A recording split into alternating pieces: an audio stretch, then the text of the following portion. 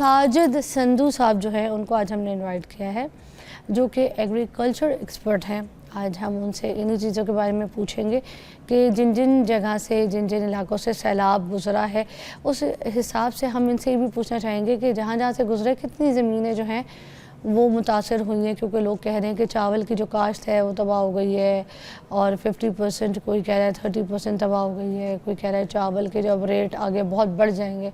तो कितनी सच्चाई है इन चीज़ों में, प्लीज़ बयान कीजिएगा।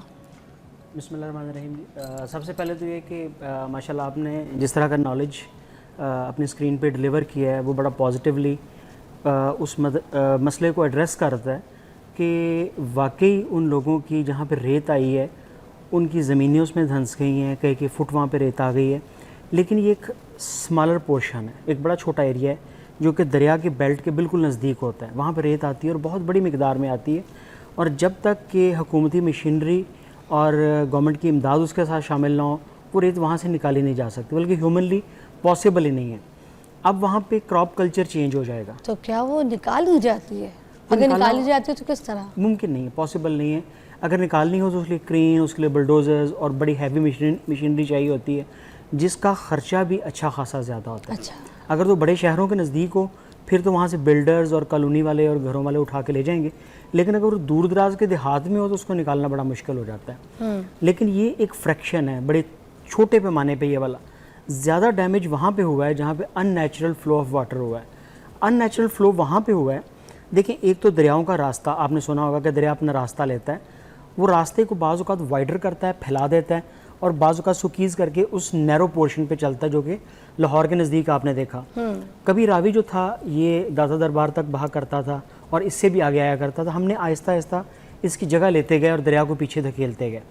ये दुनिया में तमाम सिविलाइजेशंस में होता है, लेकिन वहाँ पे क्या करते हैं, वहाँ पे दरिया को गहरा भी करते हैं ताकि कभी पानी आए तो उस बल्कि आपने सुना होगा कि मुगलिया दौर में या उससे पहले इन दरियाओं में स्टीमर चलते थे, इनमें शिप चलते थे जो कि कराची तक ट्रैवल करते थे, और वहाँ से अल्लाह पाक ने पाकिस्तान को 5 कुदरती रास्ते दिए हैं, और दुनिया में सस्ता तरीन रास्ता ट्रैवलिंग का जो होता है वो पानी का, वाटर फ्लो का होता है। पंजाब 5 दरियाओं का, इसी वजह से हम इसको पंजाब कहते हैं। बिल्कुल ऐसा जी।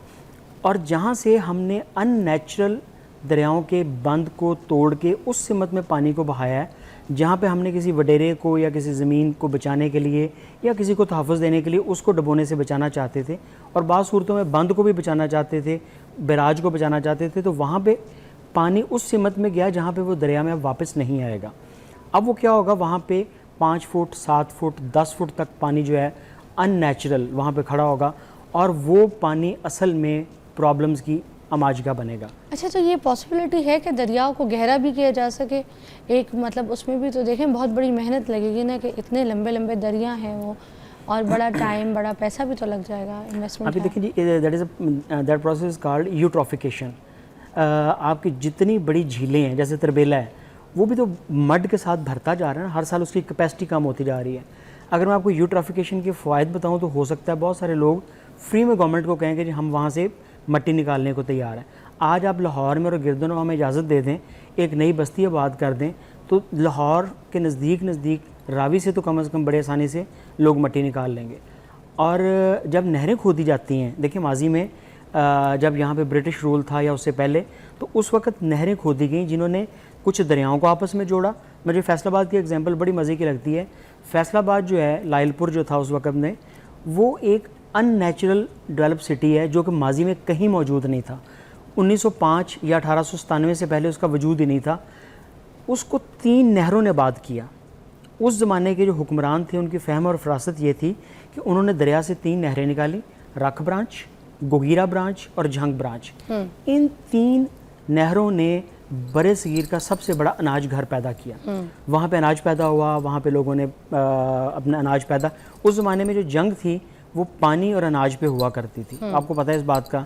अभी टेक्नोलॉजी का दौर है, हालात चेंज हुए, लेकिन अनाज आज भी उतना इम्पॉर्टेंट है। ये उन मुल्कों से पूछें जहाँ पे खुराक की कमी, जैसे भी आपने कहा कि चावल कम हो जाएगा, 7 to 12% एरिया जो है चावल का जो है वो डिस्ट्रॉय हुआ। अच्छा, इस पे मैं बात करूंगी आपसे, एक ब्रेक ले लेती हूँ, जी, फिर please। मैं आप मुझे पूरी डिटेल में बताइएगा कि कुछ लोग जैसे 50% कह रहे हैं, कुछ लोग कह रहे हैं 30% पूरा जो है बर्बाद हो गया, आपको अनाज जो है ना ऐसे नहीं उगेगा। तो अब आप मुझे इसके बाद बताइएगा, ब्रेक ले लेते हैं। Welcome back. अब हम ज़रा ये पूछेंगे कि ये जो चावल की फसलें हैं जिसके बारे में कहा जा रहा है कि वो तो मोस्टली काफ़ी तबाह हो गई हैं, तो अब आगे चावल की काश्तकार बहुत मुश्किल हो जाएगी, अगर होगी भी तो आगे चावल जो आएगा वो बहुत महंगा हो जाएगा, इसमें क्या सच्चाई है? सबसे पहली बात है कि पाकिस्तान का जो मौजूदा राइस था वो लकीली एक्सपोर्ट हो गया और बड़ी अच्छी कीमत पे एक्सपोर्ट हो गया। उसकी वजह इंडिया पे कुछ पाबंदियां भी थीं, कुछ इंटरनेशनल सिनेरियो ऐसा बन गया। अभी इस वक्त ये है जी कि पाकिस्तान का अराउंड 7 to 10% एरिया मुकम्मल तौर पे कॉम्प्रोमाइज़ हो गया। मैं बात कर रहा हूँ सिर्फ चावल की, राइस एरिया जो है 7 to 10%। 7 to 10% जब डिक्लाइन पे जाता है ना तो उसका असर 90% पे बहुत बुरा पड़ता है। कैसे से हमने मुल्की ज़रूरियात भी पूरी करनी है, हमने एक्सपोर्ट भी करनी है। हाँ, इस दफ़ा की बड़ी बम्पर क्रॉप में तवक्को थी कि जो बहुत नीचे चलेगी बारिशों की वजह से भी कुछ और, तो होगा क्या कि हमारी यील्ड जो है वो 20% तक कॉम्प्रोमाइज़ हो सकती है। जब वो 20% कॉम्प्रोमाइज़ होएगी तो फिर क्या होगा कि डेफिनेटली पाकिस्तान में उसकी स्कारसिटी होगी, उसकी किल्लत होगी, उसके रेट बहुत ऊपर चले जाएंगे। और सबसे बुरी बात ये है कि हमारी जो लोकल आवाम है उसको खाने के लिए बड़ा महंगा चावल मिलेगा।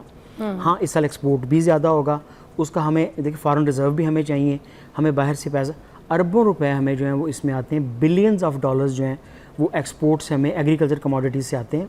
लेकिन हम उतने ही पैसे जो हैं, शायद आपके इल्म में होगा कि हम एडिबल ऑयल की इंपोर्ट पे भी लगा देते हैं। पिछले साल का हमारा सिर्फ एडिबल ऑयल की इंपोर्ट का जो बिल था वो 5.2 बिलियन US डॉलर था। मैं आसान अल्फाज में चूँकि लोग देख रहे हैं तो उनको बिलियन और US डॉलर्स का अंदाज़ा नहीं होता। ये 3 साल के IMF के कर्ज़े के बराबर था। इससे आपको अंदाज़ा हो जाएगा जो हमने 3 साल का IMF का कर्ज़ा लिया था वो हमने 1 साल में सिर्फ एडिबल ऑयल के इंपोर्ट के ऊपर लगा दिया। तो ये बड़ा अच्छा साल है जिसमें हम उन चीज़ें हम यहाँ पर नहीं कर सकते, वो कनोला और सनफ्लावर वगैरह? बिल्कुल कर सकते हैं, लेकिन देखिए पता है कि हम में बहुत सारी चीज़ें बहुत अच्छी हैं। इस मिट्टी में अल्लाह पाक ने बड़ी खूबियाँ और ख़ासियतें भी रखी हैं, लेकिन एक बुरी बात है कि हम नेशनलिज्म पे नहीं सोचते, हम एक कौम की तरह नहीं सोचते, हम अपने अपने बेनिफिट के लिए सोचते जाएंगे। नेशनलिज्म ये है कि पाकिस्तान में इस वक्त एडिबल ऑयल की कमी है, हम दुनिया का बुरा तरीन तेल, आपने अक्सर लोगों को कहते हुए सुना होगा कि पाकिस्तान इस वक्त डायबिटीज़ में, ज़ियाबितस में, शुगर में दुनिया में लीड पे ऊपर चला गया।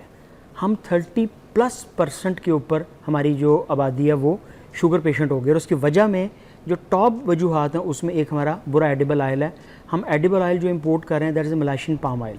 पाम ऑयल जो है वो मेन सोर्स है इंसुलिन रेजिस्टेंस का। आज आपको जितने भी 50 ईयर्स के लोग थके हुए, बुरे हाल में और जगह जगह पे बैठे हुए, अपने सेट पे भी आपको नज़र आएंगे, वो सारे जो हैं वो उसी एडिबल ऑयल की मेहरबानियों से हो रहे हैं। तो कोशिश करें कि अपने जो घर का ऑयल है वो अपने सामने कैनोला ऑयल इस्तेमाल करें, उससे बहुत बेहतर है। पाकिस्तान का जो अपना ऑलिव ऑयल है इस वक्त दुनिया में 3rd रैंक पे कंपटीशन में आया है, आपने तो सुना होगा। अमेरिका में इस कंपटीशन में महंगा भी तो बहुत है ना, एक आम आदमी तो अफोर्ड नहीं कर सकता। आप आम आदमी के लिए बताइए कि वो क्या इस्तेमाल करें? कैनोला इज़ कैनेडियन ऑयल जो अपना निकलवा के इस्तेमाल कर ले। अपना निकलवाए तो सबसे सस्ता पड़ता है, इससे सस्ता पॉसिबल ही नहीं है। अच्छा, मैंने अपने खेत में, मैंने खुद मैं फार्मर, मैं अपने खेत में 1 एकड़ पे लगाता हूँ। मेरी पूरी फैमिली, मेरा घर, मेरे ड्राइवर्स, मेरे जितने भी लोग मेरे से मुतालिक हैं वो सारे के सारे वही ऑयल खाते हैं। मतलब अपना देसी तरीके से देसी तरीके से उसको निकालते हैं। ओके। अच्छा, एक और चीज़ मुझे बताइएगा, ये जो मुतासरीन है जिनकी काउंट एटलीस्ट कोई 5 लाख के तरीके, मतलब अगर देखा जाए तो काउंट की जा रही है, अब ये जो मुतासरीन लोग हैं ये अब हमारी सोसाइटी, बाकी सोसाइटीज़ के ऊपर और गवर्नमेंट के ऊपर, लोगों के ऊपर बोझ तो नहीं बन जाएंगे? बिकॉज़ इन लोगों को इस तरह से तो अकोमोडेट करना, इनका खाना पीना, इनकी रिहाइश, इनकी चीज़ें, बेचारे बेघर हैं ये लोग, इनके पास तो छतें भी नहीं है, इनको किस तरीके से मैनेज किया जाएगा, अकोमोडेट किया जाएगा, ये सब कैसे मुमकिन होगा? 5 लाख मुतासरीन। देखिए 2 किस्म के तरीक़ेकार होते हैं, एक होता है शॉर्ट टर्म और एक होता है ज़रा लॉन्ग टर्म। आज तो हम बड़े मोटिवेटेड हैं, जगह जगह चौकों में चंदे भी इकट्ठे कर रहे हैं लोग, रिहेबिलिटेट करने के लिए उनको जा भी रहे हैं। आज फंडिंग भी अवेलेबल है। क्या होगा, सबसे पहले मेडिसिन चाहिए, सबसे पहले नए घर, किसी ऐसी घरों में, खैमा बस्तियों में आबाद किया जाएगा, ज़िंदा बचाया जाएगा। सबसे पहले तो आपने देखा कश्तियों पे निकाल लिया गया, उनको ज़िंदा बच गए। कैजुअलिटीज़ मोर्टेलिटीज़ बड़ी कम हुई, जितनी हुई वो बड़ी तकलीफ़देह थी। 100 लोग फौत हुए, 150 लोग फौत हुए, 200 गए, बहुत तकलीफ़देह था। अब आ जाता है कि इसके बाद क्या होगा। अब तो इमदाद भी बंद हो जाएगी, लोग नहीं पहुँचेंगे वहाँ पे। ये इतना बड़ा सानहा जो है तो लोगों को हमारी मेमोरी भी तो बड़ी शॉर्ट है ना, हम भूल जाते हैं। तो अब होगा क्या, आज से 1 माह के बाद इनको खुराक देने के लिए, इनको आगे स्कूल्स में लेके जाने के लिए, इनकी ज़मीनों को आबाद करने के लिए सबसे बड़ा बिज़नेस उन इलाकों में एग्रीकल्चर का है। तो मैं सजेस्ट करता हूँ कि इनको शॉर्ट टर्म क्रॉप्स जो हैं वो उगानी चाहिए, जैसे कि फॉर एग्जांपल समर स्क्वाशेस, टिंडियाँ, ये 31 डेज़ में प्रोडक्शन दे देती है। मूली लगाई जाती है, मेथी लगाई जाती है, पालक लगाई जाती है। इसके बीज भी बड़े सस्ते हैं, 1 एकड़ में हार्डली को 3 से 4 हज़ार रुपये का बीज आता है। अगर वो बीज इनको अवेलेबल करवा दिया जाए तो ये पूरे 2 माह के बाद ये वहाँ से लाखों रुपया कमा भी रहे होंगे, खुद खा भी रहे होंगे।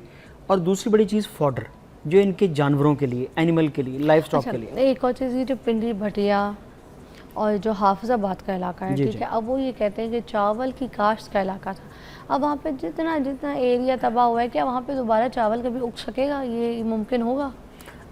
2 एरियाज़ हैं उसमें। एक है जो दरिया से नज़दीक था, जहाँ पर रेत चढ़ गई। जहाँ पर रेत आ जाती है वो हो सकता है 1 मील का, आधे मील का, आधे किलोमीटर का एरिया हो जहाँ पर रेत आ गई और बड़े हैवी डोज में आ गई। वहाँ पे दोबारा चावल नहीं लग सकेगा। वहाँ पे क्रॉप ट्रेंड चेंज होगा, वहाँ पे तरबूज लग सकेगा, वहाँ पे खरबूजा लग सकेगा, वहाँ पे वेजिटेबल के लिए बड़ा, वहाँ पे कमाद लग सके, गन्ना लग सकेगा। ऐसी चीज़ें जो कि पानी को विथस्टैंड करती हैं वो वहाँ पे लगेंगी। राइस जो है, इसके नीचे एक हार्ड पैन चाहिए होता है जो पानी को खड़ा कर सके। जब वहाँ पर रेत आ जाएगी तो बड़ा मुश्किल हो जाएगा। तो इस एरिया में से आप समझ लें कि जो एरिया डैमेज हुआ है, ये कोई 30-40% एरिया दोबारा राइस शायद ना उगा सके। आय हाय, तो ये बहुत बड़ा डैमेज होगा। आय हाय, वाकई। तो इस मामले पे मेरे और आपका आज का एक छोटा सा कलाम है, ये एक हो सकता है इसको कोई सुनने वाला ऐसा सुन ले, कोई पॉलिसी मेकर सुन ले। चूँकि हम पिछले दिनों पॉलिसी मेकर्स के साथ बैठ के भी फोर्स ही कर रहे थे कि आज से 1 माह के बाद क्या तकलीफ़ होगी, 2 माह के बाद और 10 माह के बाद। हमने पूरे साल का सिनेरियो सोचना है। हमने उसमें सोचना है कि आपने फॉडर कैसे पैदा करना है, शॉर्ट टर्म अनाज कैसे पैदा करना है, उन लोगों को रिहेबिलिटेट कैसे करना है। This planning is very important, very important. तो जब तक कि कौम में सोचने वाले लोग मौजूद होते हैं ना, तो वो कौमें तरक्की करती हैं। अब देखें, हम 3 लोगों ने मिल के फैसलाबाद, अभी आप उसका देखेंगे थोड़े दिनों में, एक बड़ा अच्छा प्रोग्राम भी आपके पास आएगा। डॉक्टर शहजाद बसरा साहब ने, मैंने और एक और दोस्त ने मिल के 17 किलोमीटर लंबा एक शजरकारी का एक जंगल बनाया। उस जंगल को, चूँकि वो ह्यूमन मेड है, फॉरेस्ट कहेंगे, उस पे आज हमने वो जब पौधे गिने तो हमें पता चला कि 15 लाख ज़िंदा पौधे मौजूद हैं। ये 2.5 साल की मेहनत में अगर 3 लोग मुआशरे के मिल के गवर्नमेंट की इमदाद के साथ इतनी बड़ी तादाद में लगा सकते हैं, तो why not you and me. और ख़ास तौर पे टीवी को, मीडिया को और उन तमाम लोगों को जो कि पॉजिटिव पर्सनैलिटीज़ रखते हैं इस मुआशरे में, उनको आगे आना चाहिए। शजरकारी से दरियाओं के आगे बंद बांधे जाएंगे, पानी नहीं निकलेगा, ज़मीनें लॉस में नहीं जाएंगी, वो पानी की स्पीड कम हो जाएगी। ये सारी, अगर हम इन्हीं दरख्तों को पहाड़ों पे लगाएंगे तो ऊपर से मिट्टी और रेत बह के नहीं आएगी। हमने बेशुमार ऐसे काम करने हैं जो as a nation, as a कौम हमारी ज़रूरत है। देखें, हम पिछले 20 साल से चीख रहे हैं, कह रहे हैं कि इंडिया यकदम पानी छोड़ देता है। क्या ये 50 या 70 या 100 लाशें उठा के हम एहतजाज नहीं कर सकते? गांव में एक बंदे को अकल होती है कि कत्ल का पर्चा दर्ज करवाना होता है ना, तो वो लाश सड़क के दरमियान में रख के पर्चा दर्ज करवा लेते हैं। आज हमारे पास वो लाशें, वो दुख, वो तकलीफ़, वो पानी मौजूद था। क्या हम इंटरनेशनल कोर्ट में इंडिया के ख़िलाफ़ नहीं जा सकते थे? क्या इंडिया हर साल जब चाहेगा कभी हमें पानी रोक के मारता रहेगा, कभी हमें पानी बढ़ा के मारता रहेगा? अब देखें, पिछले 1 साल में उसने पानी बंद रखा, हमारे दरिया सुखा दिए, हाकड़ा गायब हो गया, सतलुज ख़त्म हो गया, रावी जो था वो 0% के ऊपर आ गया। अब पानी छोड़ा है तो दोनों दरियाओं को इतना भर दिया गया कि लोग डैमेज हो गए, बताए बगैर किया गया। तो क्या हम आज अगले साल का प्लान नहीं कर सकते? और हमें ये पता है कि बार बार करता है इंडिया ऐसा, हर साल होता है, हर साल होता है, फिर भी हम रेडी रहते हैं। हमसे भी ये कहते हैं कि चलो देखते हैं इस साल कितनी लाशें हम गिनेंगे। तो हम 50 ब्रेक लाशों लेने दे मुझे, जी ब्रेक लेने दे।